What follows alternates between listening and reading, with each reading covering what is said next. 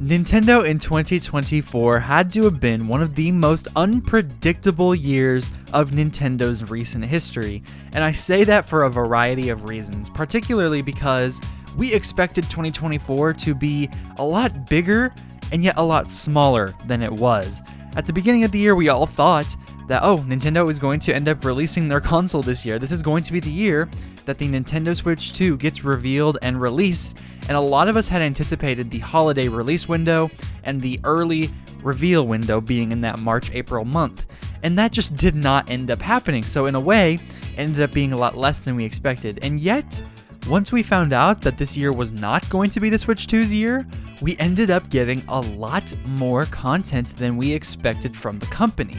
So we are going to break all of that down and more in today's video about Nintendo's 2024. Make sure you like and subscribe. We are really close to 1,000 subscribers, and I just want to hit that before the end of the year. That would be amazing. So consider subscribing. Don't forget to click that notification bell and join my membership program if you want early access to videos just like this. This video was out probably about a week before it even released. So if you want early access, make sure to join my membership program. So with that, let's get into a review of Nintendo's 2024. And starting off in the month of January, there wasn't a ton happening this month, but a lot of people were hyped out of their minds anticipating this year being the year.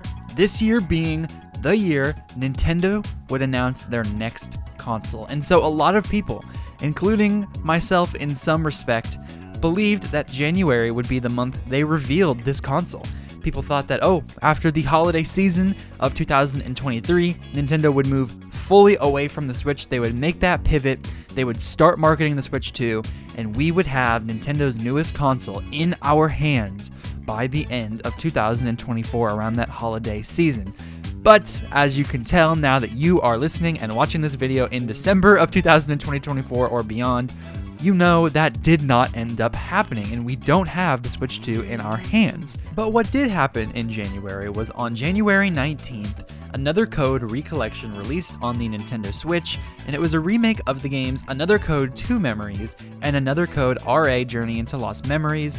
Both games, I believe, were on the Wii and DS respectively. And I remember around that time of the year, a lot of people were talking about this game and saying, you need to give it a chance. These games were great on their initial hardware, and it's going to be great to have it on the Switch, that portability factor, that Nintendo Switch hype that all these games have had. And I never picked up the game because I don't think a lot of people ended up picking up this game, and it ended up having not the best reception. The fans ended up really enjoying it, and the people who were just clamoring for you to buy this game actually ended up enjoying it quite a bit. And on Metacritic, we ended up seeing right here, it got a 73 from the critics and a 8.6 from the user score. So we can see quite a bit of a diverse opinion from the critics to the actual fans of this game and the people who played it and reviewed it but don't necessarily label themselves as critics. So the game ended up being just kind of fine, a lackluster release in January that not a lot of people ended up picking up. It had graphical issues, the story just wasn't as enticing as many people had expected it to be, and I think Nintendo was hoping to get a little bit more out of this January release, but that's about all that happened in January. In February, we had quite a lot going on. Highlighting the month was very much the Nintendo Direct Partner Showcase, in which we had games such as Monster Hunter Stories, Disney's Epic Mickey Rebrush, Shin Megami Tensei 5, South Park, we had Sword Art Online, Super Monkey Ball, Another Crab's Treasure was a big and fun one, Penny's Big Breakaway, in which a lot of people had a lot of great things to say, a 3D platformer from a studio that was relatively unknown at the time but ended up producing quite the banger. And then at the very end of the Nintendo Direct Partner Showcase, we got a new game, Endless Ocean Luminous, scheduled for the next couple of months. And that game was leaked a little bit early, and a lot of people were wondering what the actual heck was going on with that, because there were prominent leakers giving weird code words and talking about different things, hyping people up for no reason. And then it ended up being Endless Ocean Luminous, a Wii game in which a lot of people said was really fun back then, and it ended up releasing and just not being as good of a game as people had expected.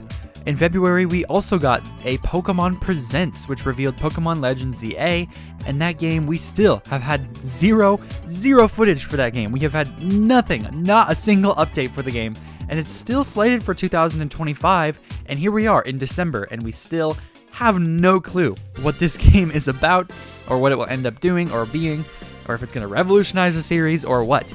And a lot of people still anticipate, including myself, this will be a dual-platform release, both on the Nintendo Switch and on the Nintendo Switch 2, depending, I suppose, on when the Switch 2 ends up releasing. I don't anticipate Pokemon probably being a very early in the year type release. If anything, it will be in that July holiday slot. But it also would be a long time from reveal to release. There just isn't a lot of sample size to look at to see if the Pokemon Company decided to reveal a Pokemon game and then not just throw it out as quickly as possible. So hey, maybe Pokemon ZA will get its development time. Maybe the studio is not getting crunched. Maybe the highest selling franchise, the highest grossing franchise in the world, maybe they will actually give their developers time to make their games quality. Oh, that would be great. That would just be great, wouldn't it? The other thing in February, this is probably, honestly, I know it's DLC, but it's probably one of my favorite, if not my favorite thing that Nintendo put out this year, was Splatoon 3's Side Order DLC, released on February 22nd, 2024. Now, this was the second part of an expansion pass, and the first part was just kind of giving you a different location in which you could have that hub world, and it was the initial Splatoon 1 version. So you could walk around with the Splatoon 1, have the Callie and Marie newscast, and all that stuff. And then Side Order DLC number 2 brought in both this entirely different story with a new mode that, oh my goodness, is so addicting. You go up to this elevator, and you're climbing up a tower as Agent 8, and you are literally just making your weapon and your abilities stronger and stronger on each floor.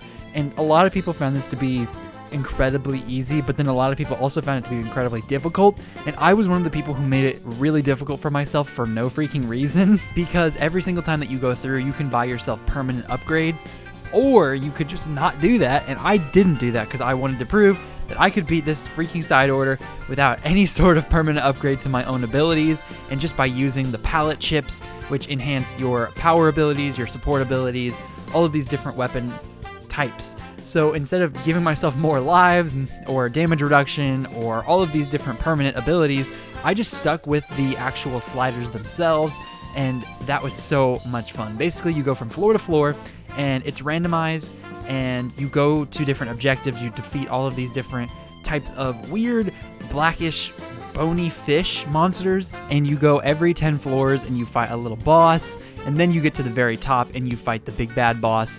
And doing that for the first time with no permanent upgrades, just with my chips, was so satisfying. I truly enjoyed it so much. I probably put in 20 hours alone into this mode, 100%ing it and completing it, and just having so much fun with this creative challenge. And of course, the lore and the characters is what Splatoon is honestly famous for. Of course, the gameplay is incredibly fun, but the characters and the lore is what a lot of people stick around for, and just getting more Pearl and Marina, and the new character Oct, and then of course having Pearl be stuck in that little robotic form, and then learning more about their backstories as well and their relationship with each other. They are such close friends. They're amazing. I just truly, I love this mode. I love the Splatoon universe, and it was honestly one of the best ways to cap off the Splatoon 3 game, and I hope that for Splatoon 4, they continue to innovate this gameplay loop by making other modes for it, because you can do so many other things, I'm sure, with just the basic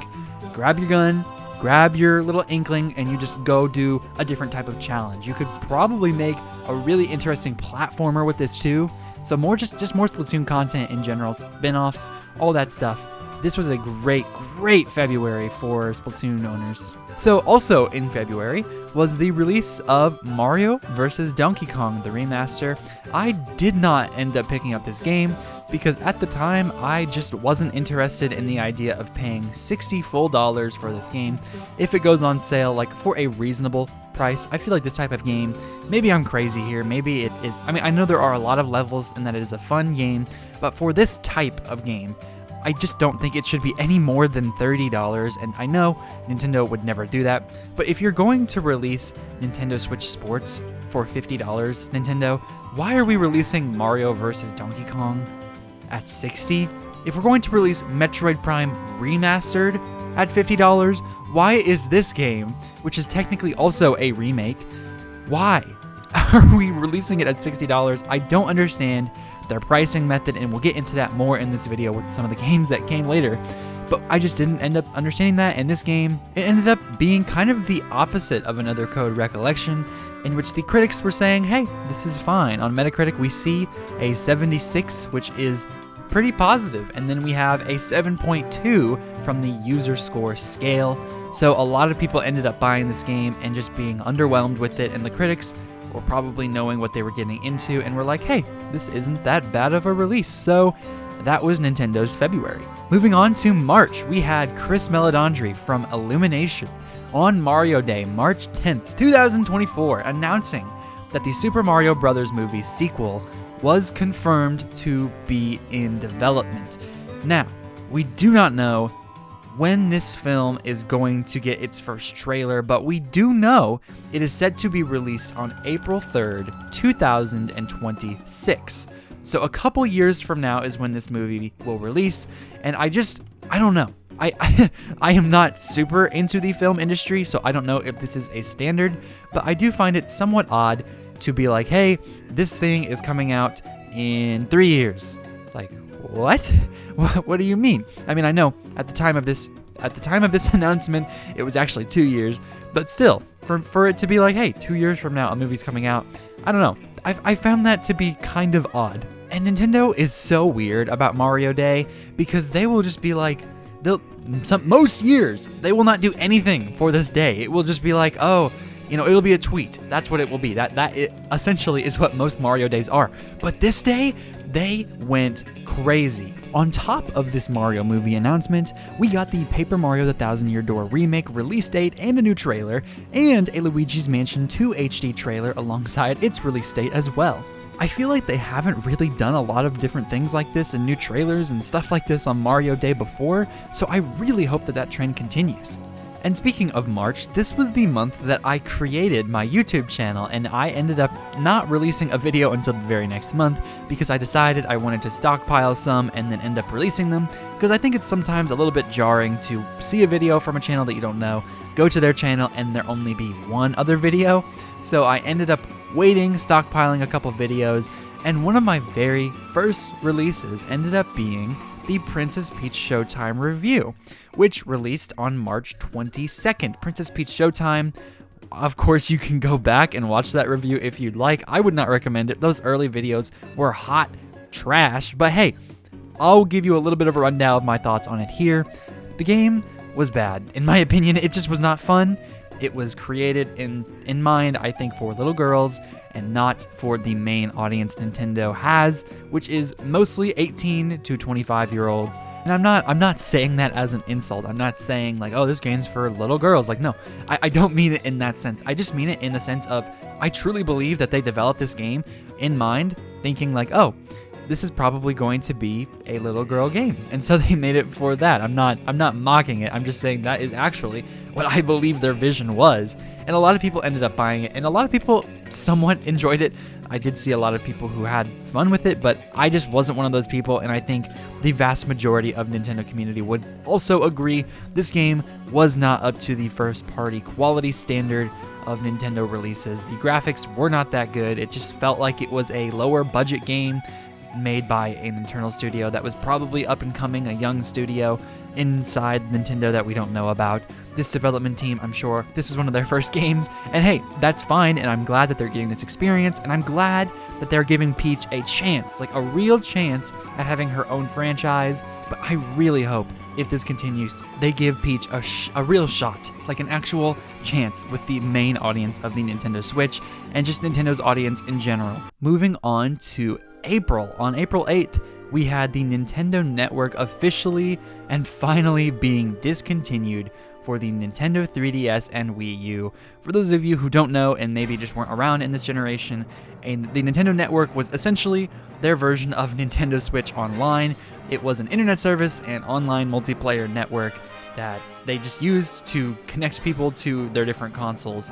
And it was just not, it wasn't bad per se, but I wouldn't say it was one of their best online services that they had up to this point. It was just a part of that early 2010, 2015, 13, that Nintendo era before the Switch, in which they were just struggling. So yes, this was an interesting thing to see, and kind of sad to see it discontinued for all those people who had stuck around during that generation. But hey, it had to happen. Everyone has moved on. No one is still playing their Wii U's and 3DS's to this day. So moving on, in April, on the 17th, we had an Indie World showcase. And listen, I'm not going to pretend like I know anything about most of these games, but Steam World Heist 2 was the game that they ended the presentation with, and that game ended up being pretty good. They had Animal Well in here, a game called Stitch, Teenage Mutant Ninja Turtles, Splintered Fate, I heard was also very, very good. Most of these I didn't end up picking up. Most of these I wasn't a fan of, or it didn't appeal to me personally. So that was a presentation in the month of April in 2024. So I wanted to mention it, but I don't have a lot to say about that. But April, for me personally and my Nintendo channel, this was the month that I started to actually upload videos and start to get a groove for what it was like to record, make scripts, edit, all that jazz. And I was so excited to have my channel at that point. And little did I know that it would end up being the perfect month for me to get started. Like in March, I said that I had begun my channel, I actually made it, but I didn't have any videos on it until April, in which I released 3 videos in a row. My Luigi's Mansion 2 video talking about the price of that game and why I thought it wouldn't end up being that good because of the price, like in terms of sales numbers. Then I had my Princess Peach Showtime review, and then the Nintendo Switch Effect video, which I am still, like, sure, it is one of my early videos, but I am still so freaking proud of that video. It's one of my favorites to this day, and I ended up doing a Mario Party video right after that. So, like, in April, just catching my stride, figuring out what it was possible to do. Should I release multiple videos a week, once a week, as a college student and just super busy worker? I wasn't sure what I was going to be able to do and how I was going to be able to keep up with everything. So this month was just amazing to see how I could actually end up doing all of this to begin with. And like I said, April was the perfect month to get my bearings before May. May of Nintendo's 2024, Furukawa on May 7th took to Twitter and said at 2 a.m. in the morning in Eastern Time Zone for the US, he said, "This is Furukawa, president of Nintendo. We will make an announcement about the successor to the Nintendo Switch within this fiscal year. It will have been over 9 years since we announced the existence of Nintendo Switch back in March 2015.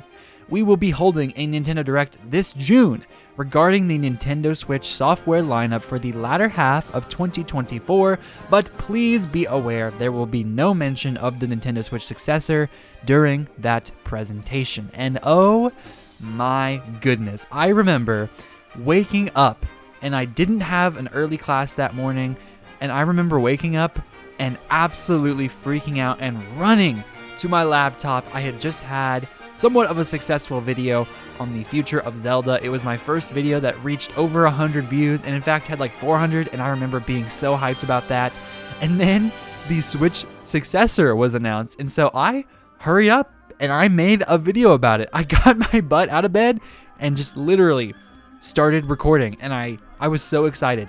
And the Nintendo Direct also being announced alongside of that was a huge part for Nintendo's month. Because in the past, if there was going to be a June Direct or any Direct of that sort, of course if it was around E3, it would be announced as a part of E3's presentation. But since E3 has not really been a thing and Nintendo hasn't participated within it, we haven't had official announcements from it or from Nintendo months in advance about a Direct. It's typically like a couple days before, and instead we got like a month before. So that was just cool to know and to have that information. But the Switch 2 successor being announced within that fiscal year, I saw a lot of people confused about what that meant. A lot of people were like, oh, that means we'll see it before the end of the year. No, a lot of people thought, including myself, that it would be before the end of the year, but it technically only meant that they had to wait until at least March. March 31st is the cutoff for that, and we're still waiting for that Switch 2 reveal. And then once that happened, the rumor mill started getting hot, because we had Midori and Pyoro and leakers of all different kinds coming out the woodwork saying that they knew everything about Nintendo and that they knew all of these things. And of course, this was the year of leakers, and then it was the year of the fall of leakers, because both those guys ended up being, well, somewhat exposed. And so leakers and news outlets alike were coming out the woodwork saying, hey, we have some information and some reports about this next console. And the big thing in this month was the Breath of the Wild leak, talking about how it was potentially getting some sort of enhanced port, how they had been using on the Switch 2 to show developers behind closed doors that Breath of the Wild was getting. It just was like a demo. It was showing them what the Switch 2 could do. And these reports were saying that the demo was using NVIDIA's DLSS upscaling technology, and that it had advanced ray tracing enabled, and there were visuals that were comparable to Sony's PS5 and the Series X. And of course, they were saying that, it doesn't mean that the Switch successor will support the raw power that actually is the PS5 and Xbox Series X, but only that it was similar to those games. And there were newly published Nintendo patents showing plans for DLSS style AI upscaling, which maybe doesn't end up being the best thing for Nintendo after we know now what has happened with the PSSR and the PlayStation 5 Pro actually hurting some of its games. So we don't know if that is actually what we want from Nintendo, but if it works, and which I really hope it does work because they've spent a lot of time developing this, that would be amazing. There were even more leaks back in May talking about 12 gigabytes of RAM and 256 internal gigabytes of storage, built-in microphones, controllers with different electronic magnet releases, and it was crazy. There was a project in Nintendo with the code name Yu-King-Oh, and it might be related to the rumors of the next Nintendo console, and the code name, which we ended up finding later, was Ounce. And so O stands for Ounce. But as we know, Yu-King was Breath of the Wild's code name for the Wii U and for the Switch version. And so for the Switch 1 ports, Nintendo likes to add on suffixes S to a game's code name because that is the Switch. But for this one, it had the Yu-King-O suffix. And they've never used that before up until this point, and so people were saying, oh, this would be for the successor.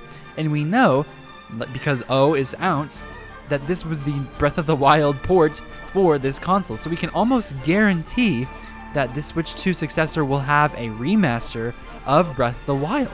So this month was absolutely wild. We had all sorts of Switch 2 rumors to talk about, all kinds of excitement and hype, and of course the Nintendo Direct that was coming in the very next month.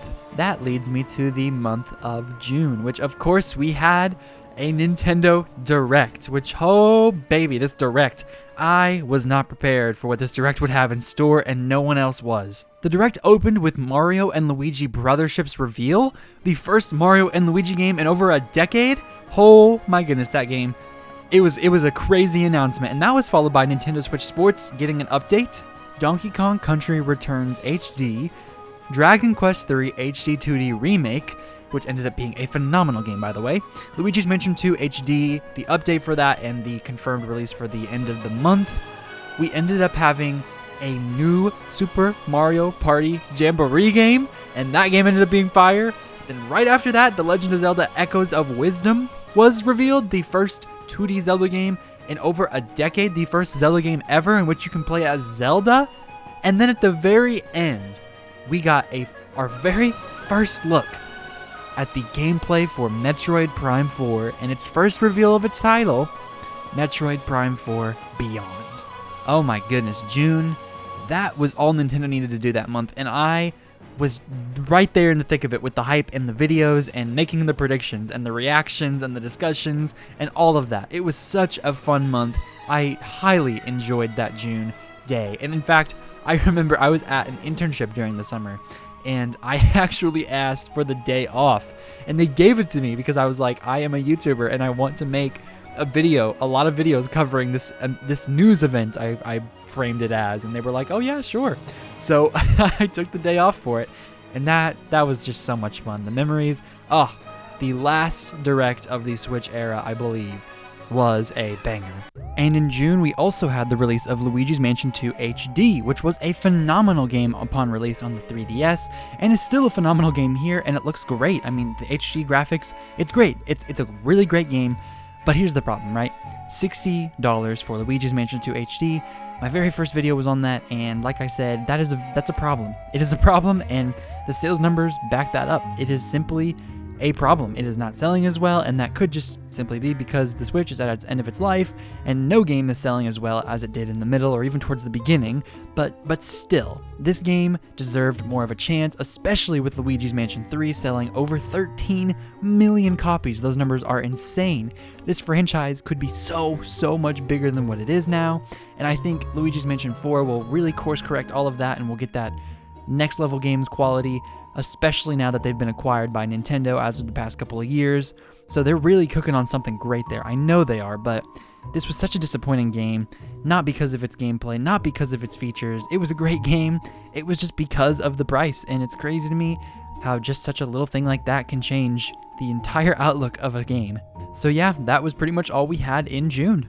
July then saw the release of the Nintendo World Championships NES Edition, and that game was fine. It was just exactly what it was advertised as, and there were some really cool trailers along with it, because the Nintendo World Championships, it had all the previous winners, including like the very first one in that trailer. Oh man, that was it was so much fun, because I remember back in 2017 there was a Nintendo World Championships, and they had Super Mario Odyssey and all these games that hadn't even come out yet in that. Super Mario Maker ended up being in the next one, I believe.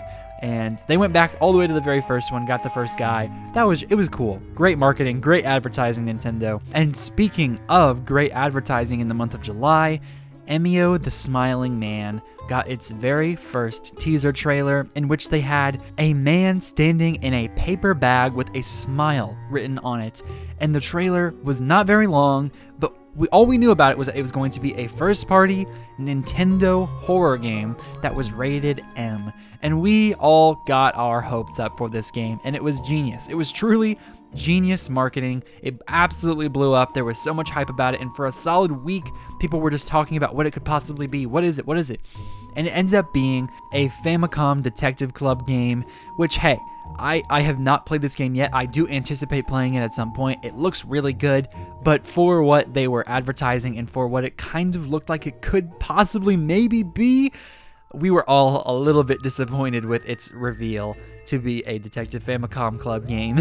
So that was about all that the month of July had to offer for us. August, we saw the release of the Famicom Detective Club Emio the Smiling Man game, and of course that game ended up being phenomenal. People absolutely loved it. It was a great game. And also in August, we had the Game Informer was discontinued after 33 years. And it's sad, but it is just kind of a sign of the times. A lot of people just aren't willing and able and wanting or caring to buy physical copies of newspapers or magazines or all of these things in which we used to love and we used to sift through. And now everything's kind of digital. And of course, you can still have that same charm, but nothing will ever replicate what Game Informer brought to so many generations of people. And later in August, we had the Nintendo Museum Direct, which dropped on our heads out of nowhere. In the Direct, Miyamoto just walked through this museum in Japan, and he talked about all of the cool different things that you can do with it, and of course they made it so much fun. I mean, I will probably never get to go because Japan, wow, that's far away and expensive, but oh my goodness, it looks so cute. It's so much fun, and they had the large controllers and the large console versions of all these things. They had like the NES gun thing. I can't remember what it's called at this time, but it's in Smash Bros. As an item, and they use it in real life in this mini game to like hit all of the different things on this projector wall. Oh my goodness, it's so cute. I love Nintendo, and it's just so much charm, and you can really tell Miyamoto loves doing these types of projects. And so then later in August, we got the Nintendo Direct Partner Showcase plus Indie World Showcase. For the first time in Nintendo history, they combined two of their otherwise independent presentations into one, which was so smart because all of these on their own, I don't think a lot of people would have ended up watching it, but putting it together ended up making a very good presentation for a lot of people. Now, I didn't end up enjoying and playing or buying any of these games, but the highlight of Balatro was there, Neva was there in terms of the indie games. There was a new Shovel Knight. There was a Pizza Tower release, the Plucky Squire. There were some really good games in this. And then on the Nintendo Partner Showcase side of things, there was Tetris Forever. They had Goat Simulator 3, Star Wars Hunters. There was a Capcom Fighting Collection game and Marvel vs. Capcom Fighting Collection game. And oh man, people were hyped about that. That ended up being a much bigger deal than I had really reacted in the video to. It ended up being a big thing. Dragon Quest III, obviously that was announced at a previous date, but it was just continued to be confirmed for this console. Five Nights at Freddy's Help Wanted 2 and Security Breach Ruin finally coming over to the Nintendo Switch. They had Just Dance there, of course they had Just Dance. And then they had Lego Horizon Adventures and a Yakuza game coming onto the Switch. So a lot of more niche games that I didn't really find myself interested in, but a great presentation for the variety and more people just to love these games. September, we saw IndieCube on September 2nd changed its name to Nintendo Cube, which, you know, hey, I find that very interesting, and I have to get that in my head that they did that and that is what I need to call them now, because I actually, now that I'm thinking about it, in my Mario Party Jamboree review, I think I still called them IndieCube rather than Nintendo Cube. So wow, I can't believe no one corrected me on that. But hey, and Nintendo Cube, that is the new name for that studio. And of course, they create all of the Mario Party games, and they've done a phenomenal job as of late. And I ate my words. One of my very first videos was about Mario Party and how IndieCube, I wasn't sure if they could do it, if they could make a original good Mario Party game, and they did it with Jamboree. That game was phenomenal.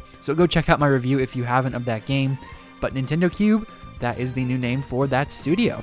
September also saw the release of Epic Mickey Rebrushed, which ended up being a fine game. Then September 22nd, The Legend of Zelda Echoes of Wisdom released. And I personally loved the game and hated the game at the exact same time. A lot of the problems that people had with Breath of the Wild and Tears that I just simply didn't have, I had with Echoes of Wisdom. The slider system I found to be a big detriment to the game, but once you kind of get a hold of it, it was fine. It wasn't that big of a deal, but it really annoyed me, and I wasn't able to get as invested into it as I wanted to. My anecdote on the Ring of Fire, if you would know what I'm talking about if you saw that review, but there were a lot of things like that in which I just was frustrated with the game. But, you know, maybe I ended up being a little too harsh on it, because after going back and playing it a little bit more in the past couple of weeks, I found that maybe I had slightly overreacted to my initial thoughts on it. I was just so scared that this game wouldn't be good, and so perhaps in my frustrations with the little things, I made it a lot bigger than they needed to be. So that game, you know what, I ended up loving its story, and the gameplay, once I just continued to play with it and get used to it, it didn't end up being that bad. But most people absolutely adored Echoes of Wisdom, and it was a highlight release for sure. We love seeing these games come out just at all. We love Zelda games, and I was super glad to have one in this year, and one where you can play as Zelda no less, and a 2D Zelda for the first time in over a decade no less. So that was a phenomenal game on the Switch, and I think as time goes on, I will look back on this game much, much more fondly than I had during its initial release. Moving on to October, the Nintendo Museum opened up on October 2nd, and of course, I didn't go to it. It was in Japan, but a lot of people did, and that was a lot of fun for them. But the big announcement of the month was Nintendo Sound Clock Alarmo. Alarmo was one of the highlights of the year for me, as you would know if you watched my review on that game. I'm not going to go into super game. Oh my goodness, it was an alarm clock. I'm not going to go into super detail on this clock because I made a 40-minute review on it. So if you are interested even a little bit in that, go check that video out. But Alarmo is still and was and always probably will be one of my favorite Nintendo products ever. Sure, it is extremely expensive. A $100 alarm clock is not up everybody's alley, but for me, I highly enjoy it, and I am anticipating with great expectations, Nintendo, for you to hurry up and release the new games on this stupid alarm clock. I want to wake up to Mario Kart sounds and Animal Crossing. I want Isabelle to wake me up in the morning. But the gist of it, if you don't know about Nintendo Alarmo, somehow, if you've never heard of this, is that it senses your movement. And so once you get up, it turns off, and if you're moving around, it will light up and show you what time it is. It's just a very, very cool product that I highly recommend if you're looking for a fun way to start your day. October also saw the end of Sakurai's channel. He didn't delete all of his videos, of course, because it wasn't a limited time channel like some of Nintendo's games, but he decided that, you know what? I'm going to tell you about all of this and how all of the behind the scenes curtain stuff worked, and he That madman, I am so excited that he is back to work on the next Smash Brothers game, which, you know, he didn't technically say that's what he's working on, but that has to be what he's working on, right? The next Smash game, right? Come on. Come on. But yeah, he made his YouTube channel and he had so much fun with it.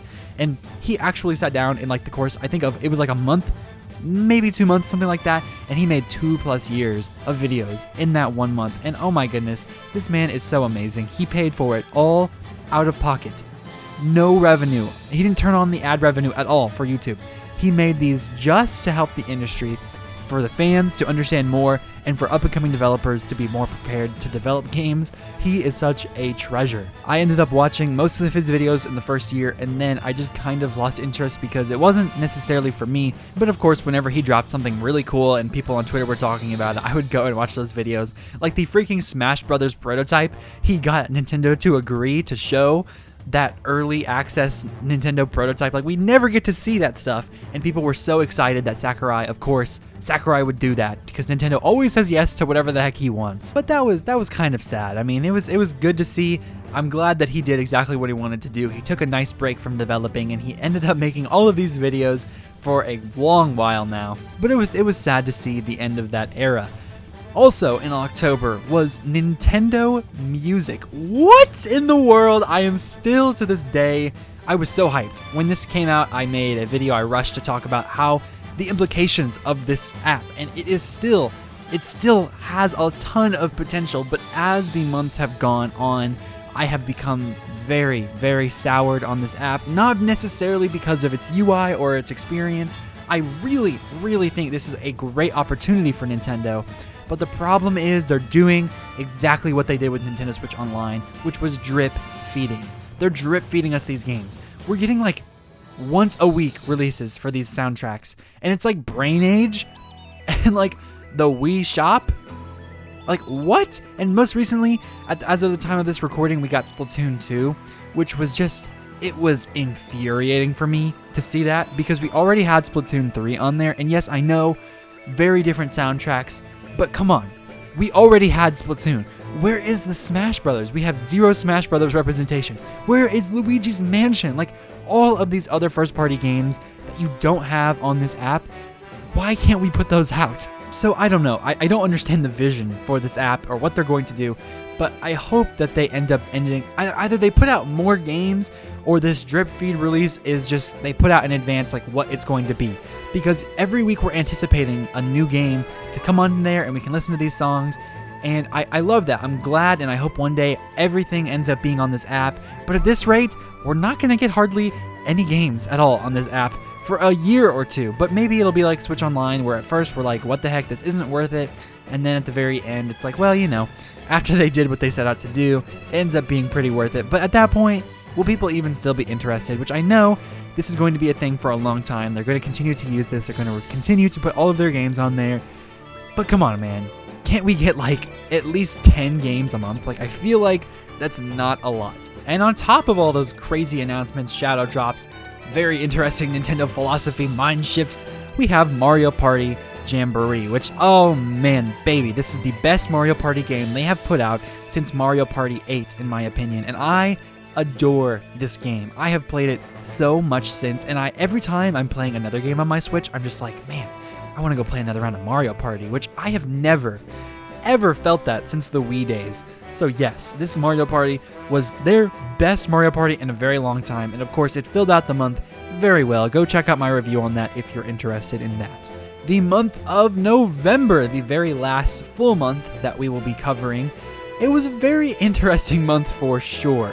November 7th saw the release of Mario and Luigi Brothership, and leading up to its release, we had the big stink with IGN, and they gave the game a 5 out of 10, and oh my goodness, people lost their minds. People were like, oh, you can't do that, you can't say that, a 5 is terrible, it's horrible. People were spouting insults and were attacking this man for giving his opinion on a game. And of course, I disagree with him. I really do think that a lot of his points are, of course, they're valid because it's his opinion, but they're not necessary. They don't make sense to me. So I am about halfway through Mario and Luigi Brothership, and my review of that game will probably come sometime next year. But man, I think a lot of people, we needed to take a step back because this was not as serious as a lot of people made it out to be. And I made a video talking about how we all need to be better. My video last week on why review scores matter, so go check that out for my full thoughts on that. But it is just, it's crazy to see how butthurt people can get over these things and how we can just forget how there are actual humans behind the screens that we are typing comments to, and we need to make sure that we're being better. But Mario & Luigi Brothership, it was a great game. People, the vast majority of people I saw really enjoyed playing with it. Of course, there were some criticisms talking about the storyline and all that, but you know what? It ended up not being that big of a deal, y'all. It was a great game, and it was a lot of fun.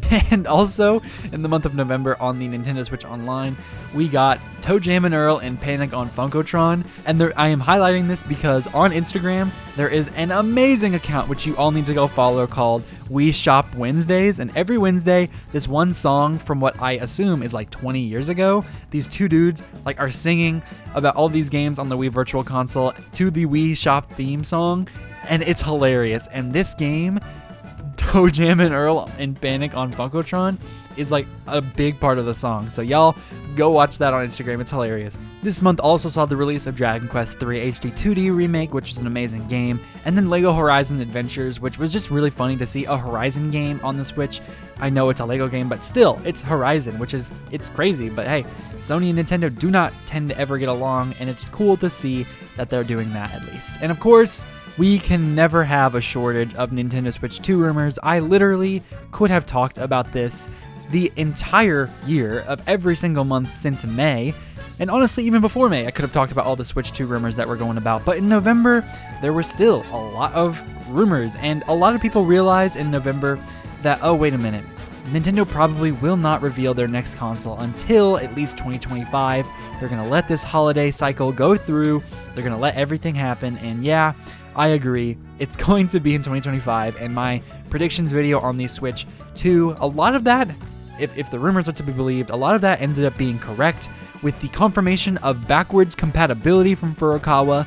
But I honestly do think 2025 will be when it's revealed and released. But I think once November was pretty much through, people realized, yeah, it's not going to be this month. It's not going to be this year. January is when a lot of people are looking towards for that hope of a new console. And it would be just so funny if Nintendo doesn't do it in January.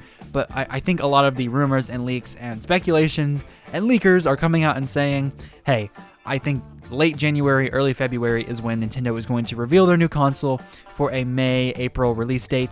So we'll see what ends up happening with that, but I really hope they are correct. The other thing that happened in November was the Donkey Kong theme park part of the Nintendo Direct. Miyamoto came out again and he said, hey, what's going on, y'all? We got Nintendo Donkey Kong out here. And of course, he didn't have a country accent, but he showed that cool, funny, big old Donkey Kong mascot in the theme park that was surrounding that of Nintendo World. So that was fun. A lot of memes came of that. It was a great time. And probably another one of those things that I hope I get to go to one day, but we'll see. I doubt it. Now, as of the time of this recording, December 5th, I don't know a lot about what has happened in the month of December. I am making this to just hurry up and get it out there before all of the other Nintendo YouTubers do, and everyone tells me that I'm copying them, even though this is something that literally everybody does for every year. But still, I think December is going to be a crazy month, and we already know that is the case because just in the first 5 days of this month, we have seen what a lot of people are calling leaked Joy-Con for the next console. It's starting to get crazy, folks, so y'all buckle in. If you don't want to see spoilers for these things online, make sure you're muting Nintendo Switch 2 unless it ends up being real, so make sure you're checking the actual Nintendo account every day. But if you want to avoid all rumors, leaks, spoilers, speculations, make sure you mute that on all of these accounts. And once you check out the Nintendo Switch 2 leaks, come back here and let me know what you think of them, because I think the Joy-Con are real, and this mold that we're seeing, I think it's real, and I really do think the Nintendo Switch successor will pretty much just be a more powerful Nintendo Switch, a bigger, better Switch, which is cool for a lot of people. I know some people would be disappointed with that, but still, I think it's what Nintendo needs to do. So that was Nintendo in 2024, and still, we don't know anything about the Switch successor. We have no official clue outside of its codename being Ounce, and that it is backwards compatible, and that it will be revealed by the end of March 2025. We know nothing officially about this console, what games will be on it, anything. So I am excited to be with y'all. Once that happens, I am going to go crazy on videos and everything once this happens, once the console is revealed, once it's released. So stick around for that. Nintendo's 2024, it happened and it was crazy. There were a lot of first-party games and people thought this would be more of a soft year. People thought, you know, the year before a new console, companies always have not a lot of games because they're prepping for the next console. And I do think Nintendo is still doing that, but they've found somewhat of a happy medium here where they've released a ton of lower budget first-party games and remakes this year. And next year, they're going to blow our faces off with all these amazing first-party games. I really do think the new 3D Mario game and a new Mario Kart will be next year, but that is for a later date in terms of predictions. I am just excited to see what 2025 has in store. I know a lot of Nintendo people and a lot of Nintendo YouTubers were really hoping that this would be the year, but it's not. So 2025 is when we're going to figure out what the heck is going on with the successor. And this year, I would say it was a good year. I honestly would. There was a lot of crazy and fun announcements. We had the first year in a very long time there was no September Nintendo Direct, so they broke that streak at least, and they said, hey, we don't have to show you anything. We can show you whatever we want to show you when we want to show you. So it was a fun year. Alarmo, Nintendo Music, all of these different remakes, first-party games. It's just solidifying the Switch as the ultimate Nintendo console, and I'm excited to see what the future holds. So if you enjoyed today's review of Nintendo's 2024, make sure to like and subscribe. We're going to hit 1,000 subscribers soon. I don't know when. I hope by the end of this year, but y'all, tell a friend, send this channel to somebody. Make sure they subscribe because I'm so excited to hit that 1K mark and get y'all some more content. So make sure to click that notification bell to know exactly when my videos release and consider my membership program for early videos just like this one. Thank you so much for your time and for everything that you do for this channel. I appreciate you so freaking much. You have a phenomenal day. This has been Ray's Nintendo Talk. I have been Ray, and I will see y'all in the next video.